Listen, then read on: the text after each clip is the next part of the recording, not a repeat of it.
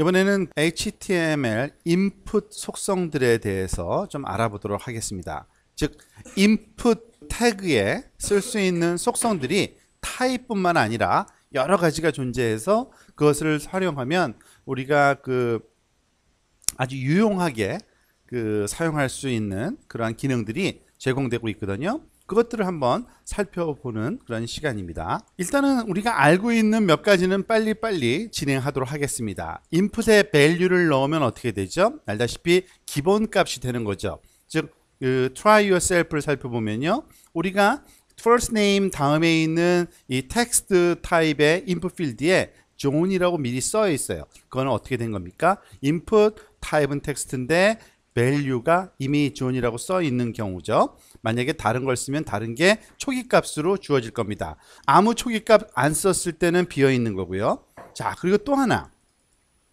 read only라는 속성이 있습니다. 말 그대로예요. 읽기만 하라는 얘기입니다. read only. 읽기 전용일 경우에는 우리가 수정할 수가 없는 경우예요. example을 직접 살펴보면 좀 쉬운데, 지금 first name 밑에 John이라는 게 있는데 이것을 타입해서 바꿀 수가 없어요. 우리가 입력이 안 됩니다. 다음 거는 당연히 입력이 돼요. 자, 소스 가서 볼까요? input 타입은 텍스트인데 value는 John이고요. 그래서 John이라고 되어 있는 거고요. 그리고 그것을 우리가 read only로 해놨기 때문에, 그러면 read only로 해놓을 걸 뭐토로 해놨느냐? 고칠 수 없는 걸. 하지만 이것이 제출은 가능합니다. 예를 들어서 여기서 지금 좀 생략이 되어 있는데요. 우리가 알다시피 action underscore page.php라는 제출 서버 사이드 스크립트를 아까 사용했었죠. 여기 submit 버튼을 한번 제가 만들어 볼게요. 자, submit 버튼을 input type equal submit. 제출하면 어떤 일이 발생하는지 last name을 HHH라고 해서 한번 제출해 볼게요. 자, 어떻게 돼요? first name은 John, last name은 HHH라고 딱 나오죠. 자, 이 얘기는 뭐냐면 바꿀 수는 없지만 이것을 제출을 할 수가 있는 거예요. 그러니까 이미 저장되어 있는 값을 주고 바꾸지 못하게 하고 제출은 가능하게 하는 그런 기능으로 우리가 구성하고 싶을 때 read only라고 쓰면 됩니다. 자, 그 다음 disabled라는 게 있는데요. disabled는 그냥 사용할 수 없음을 얘기를 합니다. 한번 볼까요? disabled와 read only의 차이가 여기서 또 드러날 수 있는데, 자, 이번에는 John이라는 것이 또 같이 들어 있습니다. 지금 보세요. input text type은 value가 John으로 되어 있으니까 John이 보여요. 그런데 아까는 그냥 바꾸지만 못했는데 이번엔 disabled 색깔까지 달라요. 이럴 때는 사용이 불가라는 뜻입니다. 그래서 액션을 한번 넣어 봅시다. action underscore page.php고 여기다가 submit 버튼을 또 input type equal submit 하면은 아까와 마찬가지로 또 여기다가도 아무거나 넣어서 한번 제출해 볼까요? 자, 보면은 disabled가 있으면 아예 전달도 안 돼요. 분명히 포맷은 맞거든요. name은 first name, value는 John으로 되어 있는데 말 그대로 disable은 이제 사용을 못하도록 우리가 disable 시켜놓은 거기 때문에 사용 불가라는 얘기는 전달할 필요가 없는 거죠. read only하고 이 disabled의 차이, 사용 불가 차이를 조금 여러분들이 구분하면서 쓸 줄 알아야 됩니다. 사이즈라는 거는 필드의 크기를 우리가 지정할 때 쓰는 속성입니다. 사이즈 이퀄, 원래 보통 디폴트는 보통 우리가 명시 안 하면요, 사이즈 이퀄 20이 디폴트예요. 그래서 20개, 정확하게 20개의 캐릭터가 들어가지는 않습니다만, 왜냐하면 캐릭터 사이즈가 폰트 패밀리마다 다르거든요. 그래서 조금 다르긴 합니다만 얼충 20개 정도가 들어갈 수 있게 만들어 놓는데, 그것을 만약에 우리가 좀 더 크게 만들고 싶다 그러면은 당연히 크게 만들 수 있고요. 좀 작게 사이즈를 만들고 싶다 하면은 작은 사이즈의 이 텍스트. 그렇다고 이 사이즈는요, 여러분들이 타입할 수 있는 문자의 개수를 제한하진 않습니다. 그냥 보여지는 개수만 제한하는 거예요. 얼마든지 많은 거를 타입할 수 있습니다. 맥스 랭스가 바로 사이즈의 허용 길이를 우리가 제한합니다. 최대 허용 길이를 지정하는데, 조금 전에 봤던 사이즈 대신에 맥스 랭스를 한번 써볼까요? 여기서 보면 똑같은 아까 봤던 input 타입은 텍스트인데요.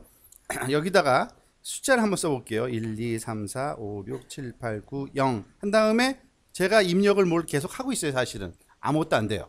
왜 그러냐면 여기서 맥스 랭스를 10으로 줬기 때문에 입력할 수 있는 한도를 준 겁니다. 그런 식으로 사용자 입력이 너무 크면 안 된, 예를 들어서 여러분들 학번 입력을 하라 그랬는데 학번의 그 개수가 뭐 7자리인가요? 뭐 6자리인가요? 그 숫자 이상인 건 없잖아요. 그런 거를 제한을 줘서 그 유효성 검사를 하려면 이런 것도 좋은 방법 중에 하나입니다.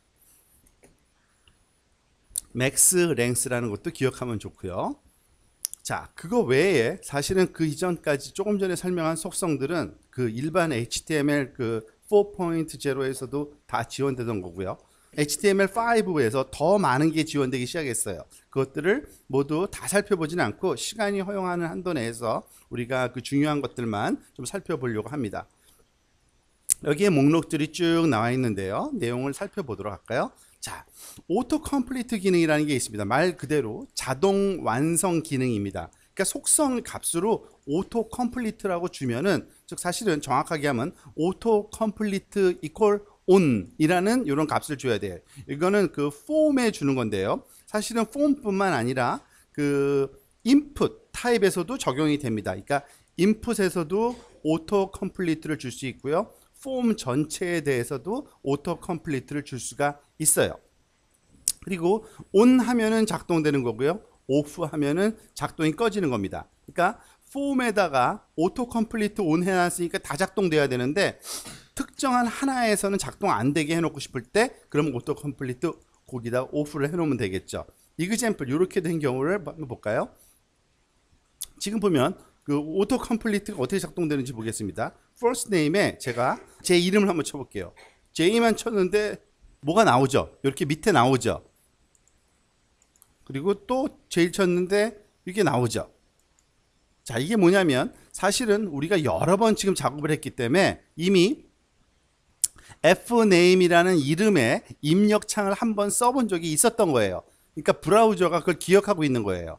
그래서 fname에 준이라고 한번 쳤었지, 만약에 다른 사람을 치면은 거기에 한 번도 쳐본 적이 없으면 기억된 게 없어요. 여기는요. 제가 얘를 ANNA라고 한번 쳐볼게요. 그 다음에 다시 이제 A를 치면은 ANNA가 나오죠. 그죠? 그러니까 이전에 한 번이라도 쳤었으면 기억해 놨다가 그 친구를 자동 완성에 사용을 하는 겁니다. 그런데 이메일은 제가 여러 번 입력을 했었는데도 불구하고 치려고 그러니까 그냥 끝에 다 칠 때까지 아무것도 도와주질 않아요. 얘가. 그죠? 제출하고 나서 다시 처음부터 요번엔 도와주겠지. 안 도와줘요. 왜 그럴까요? 얘는 오토 컴플리트 기능을 꺼놨기 때문에 그래요. 오프. 그러니까 우리가 그 이미 타이핑 됐던 정보를 재활용이 바람직한 그런 텍스트 입력창과 그래서는 안 되는 입력창들이 있거든요. 그런 것을 구분해서 사용하게 하려면 이런 식의 오토 컴플리트 기능을 on과 off로 해주는 게 좋습니다. 특히 패스워드 같은 경우에는 이걸 꺼놓는 게 좋죠. 왜냐하면 다른 사람이 와서 쓸 수가 있잖아요. 그죠? 그러니까 그거는 조심해서 여러분들이 좀 어드밴스된 그 웹 프로그래머들은 이런 사소한 거지만 아주 그 파이널 터치를 그 아주 세련되게 하기 위해서 이런 기능들을 잘 활용할 줄 알아야 됩니다. No validate라는 속성도 있습니다. validate의 반대겠죠. 그죠? validate가 무슨 뜻이에요? 유효성 검사한다는 뜻이거든요. 그러니까 no validate는 유효성 검사를 하지 말라는 얘기입니다. 사실 이전에 이그젬플에서 이메일, 즉 우리가 인풋 타입을 이메일로 받을 때 기억날 겁니다. 제가 아무거나 막 타입을 하면은 제출하면은 안 된다 그랬었거든요. 근데 얘는 제출해도 돼요. 왜 그러냐면 얘는 밸리데이션을 안 하도록 만들어져 있어요. No validate. 제가 no validate를 요거를 끄고, 그러니까 유효성 검사 하지 말라는 말을 끄면 유효성 검사를 하라는 얘기죠. 그래서 이런 상태에서 제가 이메일을 함부로 치면 여기서 뭐라 그래요? 이메일 주소 틀렸다 그러죠. 그러니까 기본적으로 밸리데이션 기능이 내장된 입력 필드에 그것을 그 디세이블 시킬 때, 우리가 취소시키고 싶을 때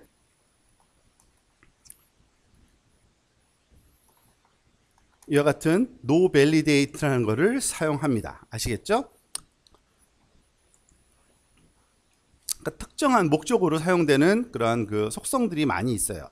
그리고 또 오토포커스 어트리뷰트도 속성도 자주 사용되는 것 중에 하나입니다. 오토포커스는 말 그대로 자동적으로 포커싱 되는 거예요. 포커싱이 뭐냐면 우리가 그 여러 가지 입력 필드가 있을 때 입력 필드에 타이핑 하려고 우리가 선택하는 거, 요 과정을 포커싱이라고 합니다. 원래는 아무것도 선택이 안 돼 있어요, 기본적으로는. 근데 우리가 마우스로 갖다가 이렇게 선택해야지만 입력할 준비가 되죠. 그런데 때때로 어떤 페이지에 가보면 그냥 페이지에 간 다음에 바로 입력을 시작하면 그게 타입이 돼요. 그 얘기는 뭐냐면 이미 여기에 선택이 돼 있다는 거예요. 그게 바로 오토 포커싱 기능입니다. 그게 바로 오토 포커스라는 속성만 써주면 돼요. 만약에 first name이 지금 오토 포커스 돼 있으니까 요 페이지를 제가 리프레시 하면 첫 번째 게 지금 선택이 된 게 그 확연하게 보이죠? 만약에 오토 포커스를 제가 컨트롤 지우고 두 번째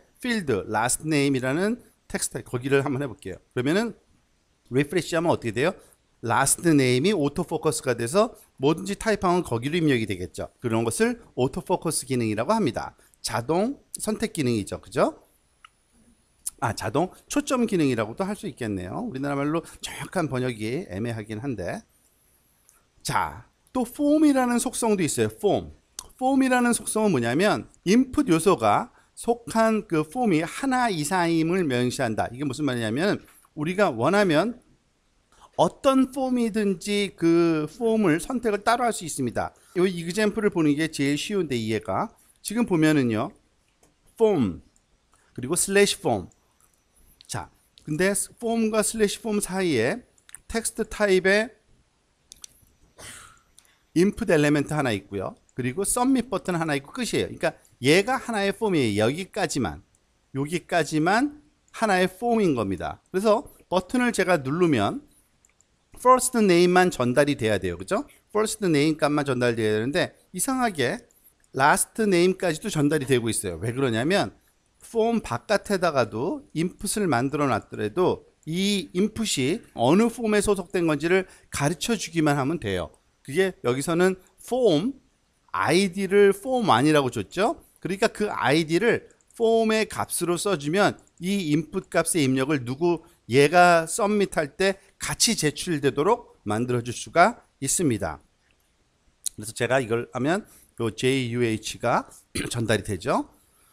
그런 용도로 폼을 만들어줘도 되고요. 폼 액션.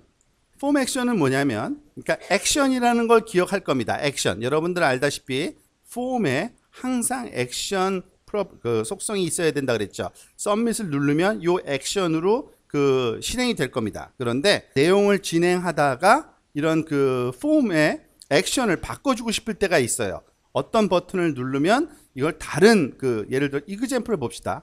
이름을 이렇게 입력을 했어요. 그런 다음에 submit 했을 때 당연히 요걸로 submit이 되는 겁니다. 요쪽으로요. 그죠? 폼으로. 근데 여기 버튼이 하나 더 있어요. 근데 이건 submit 버튼인데 똑같은 submit인데 얘는 뭘 하고 있어요? 지금 폼 액션이라는 속성을 갖고 있어서 다른 파일을 지칭하고 있습니다. 그러니까 이때는 폼이 갖고 있던 액션 대신에 다른 액션을 취하고 싶을 때 이런 식의 방법을 씁니다. 한번 해봅시다.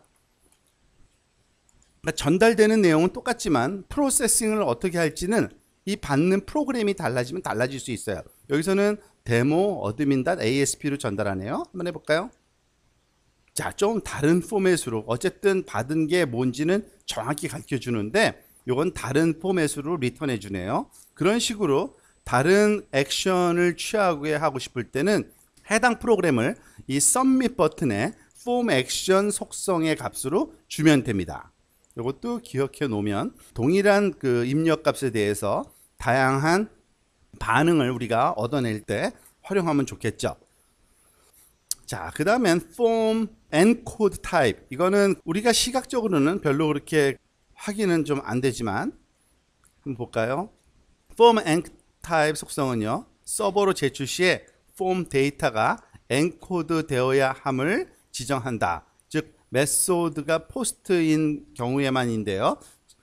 get 메소드 같은 경우는 엔코드가 되는 게 아니라 그냥 텍스트가 그대로 전달돼요. 근데 포스트 메소드 같은 경우는요, 그 바이너리 파일까지도 다 전달될 수 있기 때문에 그 전달할 때 우리가 원하는 어떤 엔코딩, 그 소위 암호화시키는 과정을 허용이 됩니다. 그때 우리가 그 엔코딩 타입을 어떻게 할지 우리가 결정해서 그 가르쳐 줘야 되는데, 기본적으로는 그냥 텍스트입니다. 하지만 그거를 폼 enc 타입해서 멀티파트 폼 데이터 하면은 여러 개로 나누어서 폼을 값을 전달하는 건데, 우리가 시각적으로는 그렇게 그 뭐 데몬스트레이션 할 건 없지만 한번 전달했을 때 여기서 한번 해봅시다. 서밋 할 때는 그냥 이렇게 전달된 게 전달돼 왔고요.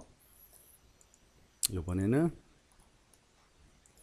멀티파트 폼 데이터로 전달했을 때 여기서 전달 그 받은 거에 대한 어떤 설명이 좀 있긴 있네요. 즉 우리가 멀티파트 폼 데이터로 전달하면은 이와 같이 엔코딩 돼서 그 값이 전달된 거를 우리가 좀 알 수 있게 해주긴 합니다. 요거는 뭐 그다지 그 사실 우리가 바로 응용할 수 있는 그런 예는 없으니까 나중에 해당되는 예가 나오면 어드밴스드 파트에서 다시 한번 우리가 만나보기로 하고요. 자, 폼 메소드, 이미 메소드가 있었잖아요. get인지 post인지. 이걸 또 바꿀 수가 있어요, 우리가. 즉 폼 메소드라는 것을 써서 post라는 값을 주면, 원래는 get이 디폴트 값이니까 get을 여기서는 그 디폴트뿐만 아니라 폼의 그 어트리뷰트 값으로, 속성 값으로 메소드를 get을 줬는데, 이것을 submit 버튼에서 폼 메소드를 post로 바꾸어서 전달할 수도 있습니다. 자, 이것도 역시 이거는 한번 우리가 살펴볼, 제가 입력을 해서 지금 보다시피 폼이 처음에는 메소드가 get이에요. 그죠? 여기에 요 두 개는 그냥 인풋이고요. 여기 보면 타입 인풋 submit 하잖아요. 타입 인풋에 타입을 submit으로 해서 누르면 준 지가 전달이 되는 게, 여기서는 또 이 위에 게 안 보이죠 지금. 로컬, 여기에 지금 나타나야 되는데 그거를 보여줄 방법이 여기서는 없네요. 그죠? 따로 만들어서 하지 않고서는 인라인 프레임으로, 아이프레임으로 여기서 보여지기 때문에 우리가 지금 볼 수는 없는 거고요. get 대신에 post 메소드를 선택할 수도 있다는 얘기입니다. 그러려면 form 메소드라는 걸 쓰면 전달은 다 되는데, 이게 전달된 그 방법이 post였다라고 지금 다시 리턴해 주고 있잖아요. 그러니까 제대로 전달된 거는 확인할 수 있습니다. form no validate, 말 그대로 no validate라는 속성을 원래는 그 폼에 디폴트로 주어져 있을 텐데, 그거를 submit 버튼에다가 새롭게 줄 때 얘기를 하는 겁니다. 이미 아까 봤듯이 유효성 검사를 하지 말라는 걸 얘기를 했었잖아요. 그런데 여기 하나하나 따로따로 주는 것보다 이렇게 버튼에다가 지금 하는 거, 요건 이그젬플 보면 더 확실하겠네요. 지금 보면은 우리가 submit을 할 때 이렇게 했을 때 submit, 이게 그 이메일 타입으로 지금 입력을 받고 있거든요. 그러니까 validate 검사를 하겠죠, 얘가. 그래서 잘못되면은 컴플레인을 할 거예요. 그런데 이걸 누르면 아무 문제 없이 진행이 되죠. 왜냐하면 validate 검사를 하지 말고 진행하라는 명령을 여기 그 속성값으로 form no validate라는 속성값을 submit 버튼에다 줄 수 있거든요. 그렇게 되면은 제출 시에 validation을 취소할 수도 있습니다. 유효성 검사를요. 타겟 속성. 타겟은 그 우리가 아직은 활용을 해보지를 않았었는데, 지금까지 타겟이라는 건 뭐냐면 결과물이 보여질 그 브라우저를 얘기하는 겁니다. 한번 이것도 실험을 해보면 좀 알 수 있는데요. 지금 우리가 입력한 값이 있을 때 우리가 그 제출을 하게 되면 어떤 일이 일어나요? 그냥 현재 브라우저 거기 프레임 요 조그만 창에 결과물이 리턴돼서 오죠. 그런데 만약에 우리가 원한다면 새로운 브라우저에 이런 결과가 나오게 할 수가 있어요. 이것처럼. 이거는 어떻게 한 거냐면, 아까 보세요. submit 버튼이 두 개가 있는데, 첫 번째 거는 그냥 submit 버튼이고요. 두 번째 submit 버튼은 form target이라는 속성에다가 값으로 underscore blank, 우리가 링크에서 타겟을 뭐 underscore self로 주느냐, underscore blank로 주느냐, underscore tab을 주느냐에 따라서 다른 비헤이비어를 봤는데, 언더스코어 탑을 한번 줘볼까요? 그러면 어떻게 돼요? 현재 윈도우에서 그 이 프레임을 깨고 브라우저 이거를 보면서 해야겠네요. 그죠? 그게 보이지 않으면 탭이 열렸는지 안 열렸는지를 알 수가 없으니까요. 지금 탭이 두 개가 있는데 그 두 개가 그대로 유지되는지를 보면 되죠. 자, 이걸 누르면 보세요. 그 두 번째 탭이 전체가 다 쓰였고 백하고 돌아가면 다시 원래 게 얻어지니까 이 언더스코어 탑은 현재 그 탭의 전체를 다 쓴다라는 거. 그러니까 그 링크에서 타겟 그 속성을 쓰는 것과 똑같습니다. height와 width. height와 width는 그 항상 쓰이는 건 아니고요. 그러니까 이미지일 경우에는 이미지는 크기를 줄 수가 있기 때문에 한번 볼까요?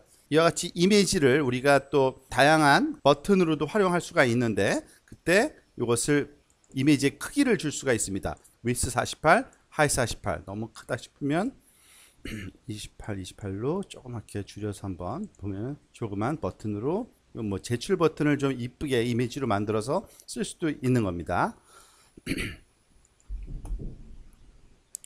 리스트 속성, 이거는 이미 해봤던 그 내용인데 리스트라는 속성의 이름으로 사용한다는 것 뿐입니다. 아시죠? 우리가 이것도 이그젬플을 직접 보는 게 더 빠를 거예요. 텍스트 타입의 입력을 받을 때 그 predefined 리스트를 제공할 때, 예를 들어서 여기에 쓸 인터넷 익스플로러 파일 5개의 그 브라우저 이름이 있었죠. 그것들을 활용하려면 여기에서 활용할 목록이 어디인지 가르쳐 줘야 돼요. 그게 바로 이 리스트라는 속성으로 합니다. 속성 값으로는 데이터 리스트의 ID 이름을 써주면 그 데이터 리스트에 선언된 요 목록들이 여기에 들어와서 활용될 수 있게 해주죠. 미니맥스 우리가 여러 번 봤죠. 넘버에도 쓸 수 있고요. 그렇죠? 숫자의 미니 맥시멈 값 줄 수 있고요. 날짜도 미니 맥스 값 줄 수 있었고요. 그리고 레인지에도 줄 수 있었죠. 그 슬라이딩 바에서 쓸 수 있었고요. 날짜도 날짜 시간까지도 다 미니맥스 쓸 수 있으니까 요거를 여러분 잘 활용하면 될 겁니다. 멀티플 어트리뷰트는요 일종의 그 부을 속성이라고 그러는데 허용하냐 안 하냐입니다. 예를 들어서 어떤 파일을 우리가 사실 이거는 그 아마 생략을 했던 것 같아요. 입력을 받을 때 타입을 파일이라 그러면 파일을 그 로컬에서 찾아서 선택해서 업로드할 수 있는 그 명을 줍니다. 근데 파일을 한 개만 보통은 허용하는데 여러 개의 파일을 업로드할 수 있게도 해줘요. 예를 들어서 볼까요? 자, 여기 파일 선택이라는 버튼이 있어요. 누르면 이런 일이 발생해요. 우리가 잘 아는 프로그램마다 뭐 제출할 때 파일 선택해서 제출하는 거 있죠. 이 버튼이 어떻게 만들어졌느냐? 굉장히 간단해요. 인풋 타입을 파일로 주면요, 이런 파일 선택 버튼이 만들어지고 누르면 파일을 선택할 수 있게 해줘요. 예를 들어서 우리가 그 녹화한 여러 가지 파일을 21번과 22번 한번 제가 해볼까요? 21번과 그리고 컨트롤 키를 누르고 22번 하면은 두 개가 선택되는 겁니다. 원래는 하나만 선택되는 게 디폴트인데요. 그래서 그거를 그 열면 여기에 그 파일 이름이 이렇게 입력이 되고 제출하면은 이런 파일이 제출됐다라는 어떤 설명이 나오는 거죠. 지금은 하나만 했는데 멀티플이 가능하게 하려면 조금 전에 봤듯이 선택을 두 개를 하면 되는 겁니다. 여러분 컨트롤 키 누르고서 이렇게 세 개 선택하고 열면 그 파일이 3개 선택됐다 나오고 제출이 보면은 파일 3개가 다 여기에 나와 있는 거 알 수 있죠. 패턴 속성. 사실 이 패턴 속성은 조금 그 이해하기는 어려울 수 있습니다. regular expression을 이해가 돼야 되는데 이거는 사실 자바스크립트 파트에서 다시 조금 다룰 겁니다. 정규 표현식이라 그래서 사용 가능한 문자열과 그 문자열의 조합을 우리가 아주 스마트한 방법으로 제공할 수가 있어요. 그게 정규 표현식이라고 regular expression인데 regular expression 값을 요 패턴으로 주면 그 패턴에 맞는 그러한 값만 입력이 허용이 됩니다. 그건 나중에 우리가 해당하는 값 내용을 공부를 할 시간이 있는데 그때 다시 보도록 하고요. 플레이스홀더. 아까 여러분들 이그젬플에서 제가 이거는 안 배웠다고 한 게 바로 이건데 사실 여기에 나오는 겁니다. 플레이스홀더라는 건 뭐냐면 말 그대로 입력 필드에 기대되는 값을 설명하는 값을 써주는 겁니다. 실제로 입력 값이 아니라 여기다가 first name 써라, 여기다 last name 써라. 이게 전달되는 게 아니고요. 여기서 새로운 값을 입력을 하면 그냥 없어져 버려요. 그리고 서밋 하더라도 그 last name이라는 요 설명이 전달되진 않아요. first name이나 얘는 이렇게 흐릿하게 그 플레이스 홀더라는 이름에서 대충 예상이 가듯이 요 장소에다가 뭐를 써야 될지 설명해 주는 거예요. 그걸 플레이스 홀더라는 속성으로 우리가 처리를 합니다. 첫 번째에다가 first name이라고 하지 말고 f name이라고 하면은 플레이스 홀더의 f name, 그죠? 여기다가 l name이라고 그러면 l name이라는 플레이스 홀더가 이렇게 흐릿하게 뒷 배경에 놓이게 됩니다. required, 아주 쉽게 예상할 수 있죠. 반드시 넣어야 되는 걸 우리가 만들어 줄 때는 required 쓰면 됩니다. 이거 요청된다는 얘기예요. 만약에 required, 그러니까 유저네임을 제가 안 쓰고 그냥 한번 눌러볼게요. 입력란 작성하라고 와요. 원래는 안 넣으면 그냥 빈칸으로 전달이 되는데 여기서는 반드시 쓰라니까, 그래서 반드시 써야 되는, 그때 하는 것이 바로 required라는 속성입니다. 스텝 여러 번 우리가 살펴봤었죠. 입력의 숫자와 관련된 것을 할 때는 그 숫자 단계를 줄 수가 있는데 3 스텝을 주면은 0, 3, 6, 9, 마이너스 3, 마이너스 6 이런 식으로 숫자와 관련된 또는 레인지와 관련된 또는 데이트와 관련된 것들은 이 스텝을 우리가 활용하면 되고요. 자, 여기에 엑서사이즈 몇 개가 있는데 시간 관계상 이거는 수업 시간에 같이 해보지는 않고요. 그 대신 여러분들이 스스로 요거는 꼭 한번 해보시기 바랍니다. 그 정도는 알고 있어야 되니까요.